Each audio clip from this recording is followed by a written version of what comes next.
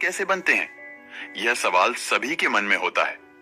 ग्रह बनने का प्रक्रिया काफी समय लेता है। सबसे पहले एक बहुत बड़ा क्षुद्र गोलक होता है जिसे सौर मंडल कहा जाता है। वैज्ञानिकों के अनुसार एक बहुत बड़ा बादल अपने ही आकर्षण के प्रभाव से सिकुड़ने लगता है। तब एक तारे और ग्रहों का निर्माण होता है। इस गैस के सिकुड़ते बड़े गोले को नेबुला कहते हैं। गुरुत्वाकर्षण के कारण जब इसके केंद्र में पदार्थ इकट्ठा होने लगता है तो यह बहुत सघन और गर्म हो जाता है। धीरे धीरे यह केंद्र बड़ा होकर एक नए तारे का बन जाता है। गुरुत्वाकर्षण के प्रभाव से जब गैसें केंद्र की ओर गिरती है तो यह बादल घूमने लगता है। जब यह बादल बहुत घना हो जाता है तो उसके घूमने की गति बहुत तेज हो जाती है, जिससे कि यह बादल छपटा होकर एक डिस्क का आकार ले लेता है। इस डिस्क को सर्कमस्टेलर और प्रोटोप्लैनेटरी नाम दिया गया है। यही ग्रहों की जन्मभूमि है। इस डिस्क में पाया जाने वाला पदार्थ आपस में जुड़कर छोटे छोटे पत्थर और चट्टानें बना लेता है।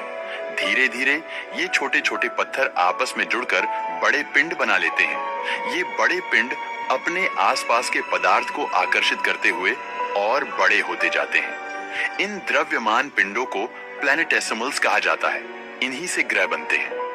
इस डिस्क के आंतरिक हिस्से की गैस को केंद्र में स्थित तारे द्वारा अवशोषित कर लिया जाता है। इस तरह केवल चट्टानें और पत्थर ही बचते हैं। इस डिस्क के बाहरी हिस्से में गैसें और बर्फ मौजूद होता है।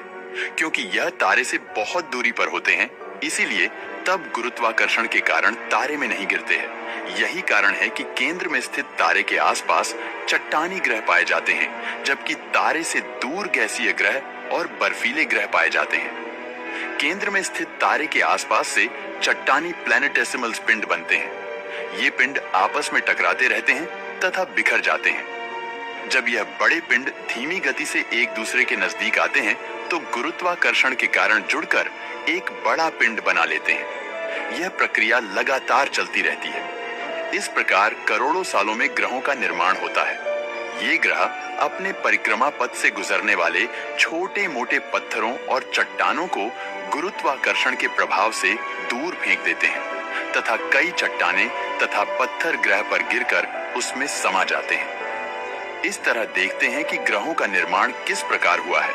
हमारे सौर मंडल में पाए जाने वाले हैं ग्रह और उपग्रह कहां से आए हैं। वास्तव में इनके बनने में अरबों वर्षों का समय लगा है। वास्तव में ग्रह बनने की प्रक्रिया हर तारे पर घटित होती है। नेबुला के घूमते हुए बादल से केंद्र में एक तारा बनता है। इसके आसपास कई ग्रहों का निर्माण होता है। यही कारण है कि बाहरी अंतरिक्ष में भी ग्रह दिखाई दिए हैं।